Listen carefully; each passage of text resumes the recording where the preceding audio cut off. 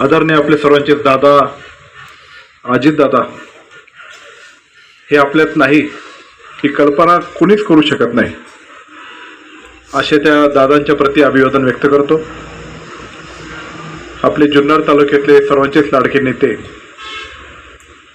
वल्लभशेठ बेनके साहेब त्यांना जाऊन आज 2 वर्ष झालेत आणि असे अनेक वर्ष पण पुढे बेनके साहेबांनी जे पक्षाच्या प्रति, पवार साहेबांच्या प्रति, दादांच्या प्रति, लोकांच्या प्रति जी सेवा आहे आणि जी काही टीम घडवली ती कधीच कोणी विसरू शकत नाही। अशा अनेकांनी भावना त्यांच्या व्यक्त केल्या। अशा आपल्या तालुक्याच्या महान नेत्यांच्या प्रति पण अभिवादन व्यक्त करतो। या निवडणुकीला आपल्या पक्षाची आणि सगळ्यांची टीम अत्यंत मोठ चांगली बांधली। डॉक्टर साहेब असतील, मी असेल, हे सगळेच नेते मंडळी आणि खचून न जाता निवडणुकीच्या मतदानापर्यंत आपण कार्य सगळं पार पडलेलं आहे। मी शोक सभेच्या वेळेस एक आठवण सांगितली होती, मी पुन्हा एकदा तुम्हाला ती आठवण सांगणार आहे। काहींनी ऐकले नसेल, काही लोक नवीन असतील। राष्ट्रवादी काँग्रेस पक्षामध्ये 2 विभाग जेव्हा झाले त्यानंतर मी बऱ्याचशा लोकांशी भेटून चर्चा करायचो। आमची तर पहिली मीटिंग आमच्या शेतावरच झाली होती। अंकुश शेठ तुम्ही होते, पांडुरंग पवार होते, शरदराव लेंडे होते, संजयराव काळे होते, मोहित डमाले होता आणि तिथं बसत असताना भाऊदेवडे होते, अरुणराव पारखे होते। आम्ही बसल्यानंतर आपल्याला सांगितलं एका दिशेने जायचं असं केलं पाहिजे आणि आपल्याला सत्तेच्या मार्गाने चांगल्या पद्धतीने जर पुढे जायचं असेल तर आपल्याला दादा बरोबर राहून आपल्याला ते फायदा होईल असं मला वाटतं, असं मी तिथं सांगितलं। तर तिथं आमची चर्चा झाली साधक बाधक की लोकांचं काय मत आहे, आपण जरी आपलं जरी काही ठरवलं तरी लोकांची काय भावना आहे ती आपण जाणून घेतली पाहिजे आणि सध्या तरी लोकांची अशी भावना आहे अशी आमची चर्चा झाली। नंतर मी लेंडे साहेबांच्या घरी गेलो होतो। नुकतंच त्यांचं कानाचं ऑपरेशन झालं होतं। 3 तास बसलो होतो। आमची फार खूप चर्चा झाली 3 तास। शेवटी निष्कर्ष निघाला आणि चौगुले साहेब मला लेंडे साहेब असे म्हणाले, तुला जर निवडून यायचं असेल तर तू पवार साहेबांच्या बाजूने, तुला जर निवडून यायचं असेल तर तू पवार साहेबांच्या बाजूने थांब, पण तुला आयुष्यभराचं राजकारण करायचं असेल आणि आयुष्यभराचा नेता जर तुला चांगला बरोबर पाहिजे असेल, म्हणजे त्यांनी मला पवार साहेबांची खासियत, दादांची खासियत, दादांचे काम करण्याची पद्धत, पवार साहेब कसे करतात, तुला निवडणुकीला आत्ता फटका बसेल पण आयुष्यभर तुला जर नेता तुझ्या बरोबर पुढं काम करायचं असेल तर तू दादाबरोबर थांब आणि मग तू तुझा डिसिजन घ्यास, त्यांनी मला सांगितलं। ठीक आहे म्हटलं, ह्या वेळेस निवडणुकीला काही जरी झालं तर अजित दादा सारखा एवढा खमका माणूस आपल्या पाठीमागे आहे तेच समाधान माझ्या मनामध्ये होतं, पराभव झाले असताना सुद्धा। पण लेंडे साहेब आयुष्यभराचा नेता कुठे गेला होता माझा, काय करणार पुढे,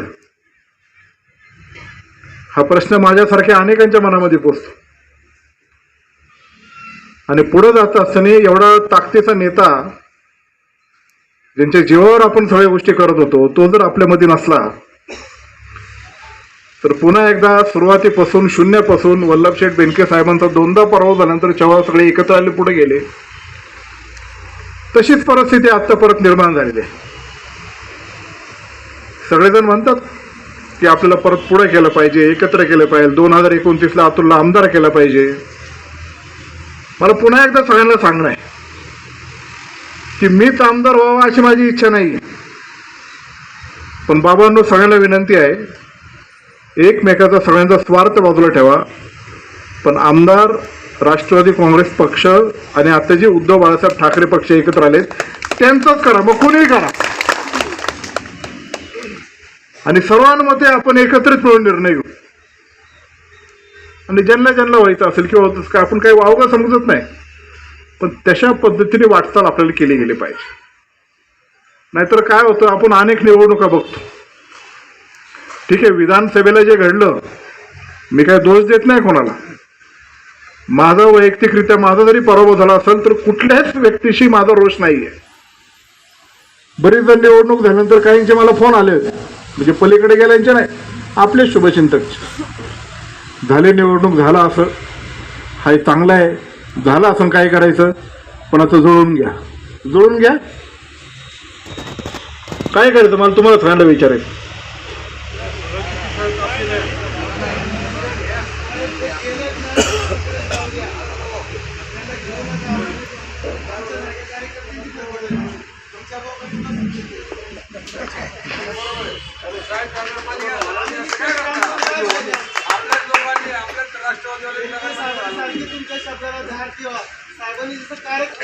परत मी तुम्हाला सांगतो, आपण हृदयाला हृदय जोडणारे एका माळेत प्रेमाच्या एका विचाराने गुंफलेले सगळे माणसं आहेत आणि ते एका जिल्ह्याने एका विचारात चाललं आहे. इतर पक्षाचं मी सांगू शकत नाही, इतर म्हणजे शिवसेना उद्धव असं नाही, इतर लोक जे आहेत मी म्हणत तसंच झालं पाहिजे, असं करा तसं करा.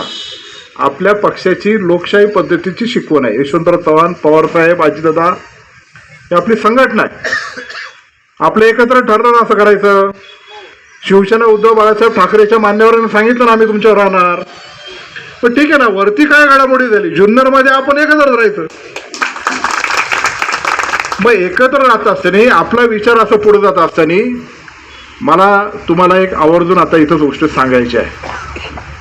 ठीक आहे, आता आपली टीम बसती, प्रत्येकजण आपल्या परीने काही ना काही करत असतो, पण शिस्त मोडली तर त्याला परत पक्षामध्ये थारा नाही. आणि ज्यांनी ज्या ज्या गोष्टीच्या माध्यमातून कितीतरी विनवण्या करून हे जर असं कृत्य केलं असेल तर हे काय आम्हाला मान्य नाही. मग आम्ही असं केलं तसं केलं, काले होतं ना आज होते पुढं होतो, येऊच नको तू, हे आपल्याला मान्य नाहीये. काय मताचा फटका बसला तर बसू दे. वल्लभ शेठने शिस्तीत आणि विकासाचं राजकारण केले.